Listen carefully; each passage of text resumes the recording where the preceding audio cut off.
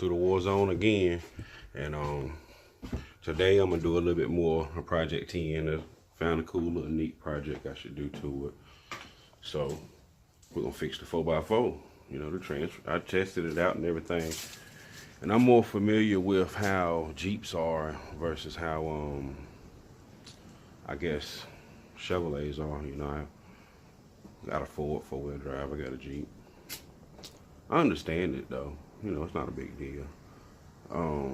But this one, you know, I picked it up and I put it in 4x4 because it's not working, and it turns the transfer case, turn the drive shaft, but won't turn the front wheel. So I'm a Jeep guy. That shit was odd to me. So, you know, I found out it has a vacuum actuator. Okay, I'm with it. So I got on the ground and said, let me see how this shit works. Traced the cable up. I thought it was a vacuum line, but actually it's a cable. Traced it up to the actuator. It's under the hood and, well, under the battery box, under the battery tray. So I pulled that out and I set up a test. I said, let's see if this works. So it worked for me. So we're under the hood of Project 10, and down here you'll see the 4x4 actuator. And all I done was I took the vacuum line off and I ran a line up to, you know, vacuum pump. Get one of those at, you know, neighborhood freight store. And I said, well, let's see rudimentarily, what does this do? Will this hold vacuum? And is this my problem right here? So as I hook it to the pump and I work the pump a little bit, you see the diaphragm starts to collapse and it pulls the cable. You don't have to put a lot of vacuum on this either. That's fully collapsed, and you know, it's only probably about 6 or 7, I mean 8 grams of mercury on it. So, you know, it's sitting there, it stays too, it holds pretty tight. So I don't believe there's anything wrong with this diaphragm. And then if we want to check to see if it will release, we just release the vacuum and that release is fine.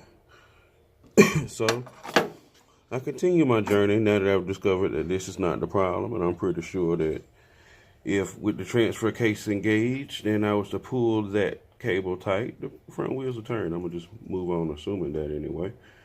So there are 2 lines that come from this, and one of them is right here. This is a vent. The other one is right here. I pulled this away and cut it. I was going to test it this way, but this is actually the final destination of that line. The beginning of that line is right there beside the actuator. So I'll jack this up and find out where the hell they go, and we'll connect and see if we got some vacuum signals the natural way. Yeah, we got it figured out where the line goes and everything, and well, I ain't done the research to figure out the shortcuts yet, but I'm gonna have to, because this smoke is serious, I'm trying to tell you. But let me show y'all where we gotta go to find this thing. It's gonna crack you up, man. Unless you're a Chevy guy, probably won't crack you up then. Get on down here on the floor. I'm getting to be like Dan and Glover. I'm starting to be like, I'm too old for this shit, Riggs. But anyway, I digress. That's another subject. So that vacuum line is like right above the transmission right there. And it kind of looks like it's like near the hole where the handle comes out. So maybe I could take it apart on the inside or something, but my hands don't fit in there. There ain't no way in hell my hands going in there.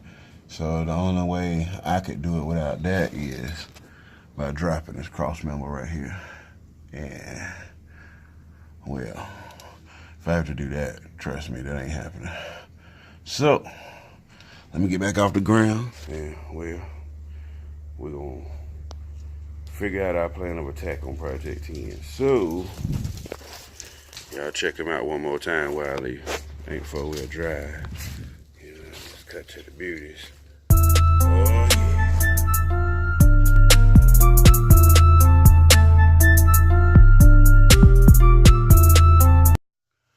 What's up, y'all? It's the country boy back on top of things.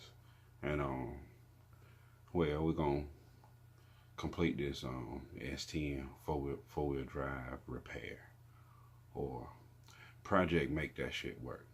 So the last time y'all left off, I was telling you how we were underneath it and where the lines went to and how hard it is to get to it. I've been looking for shortcuts maybe or whatever that is, but I decided to say, look, I can just do this. So I decided to Jeepify Project 10. Some of y'all might like it, some of y'all might not, but it's gonna have 4x4, and that's gonna be easier to do it that way. Some of y'all might even have done this before, so you know, I ain't gonna tell you. I'm gonna show you here in a minute. All I'm gonna say is it's gonna involve this.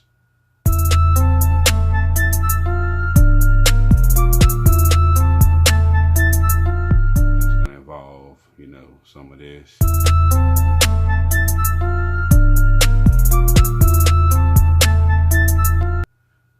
And some other various hardware. So, you know, let me just show y'all what's up. All right, so here's the setup. We got an actuator down here, and you can see I got surgical tubing right here. That surgical tubing runs to a valve in the dash. So right now, the valve is in the dash, and it's in the open position, and I have my vacuum pump right here. So I work the pump. You can see the valve is open and it's collapsing the actuator. So I said, cool, this is gonna be fine. You know, I can just hook this up to the intake manifold, engine vacuum with collapsed actuator. Then I was like, Trey, you a dumbass. Because if you hook this to the manifold, like, let's say this line right here, what's gonna happen is it's gonna pull a vacuum. You know, you open the valve up and you're sitting there on idle. It's gonna pull a vacuum, it's gonna crush the actuator like that. And as soon as you hit the gas, it's gonna let it go because the vacuum's gonna go away. And I was thinking of all types of stuff, check valves, vacuum reservoirs and stuff. And I was like, don't overthink it, dude. This is a man's truck. So a man needs to know how to drive his stuff.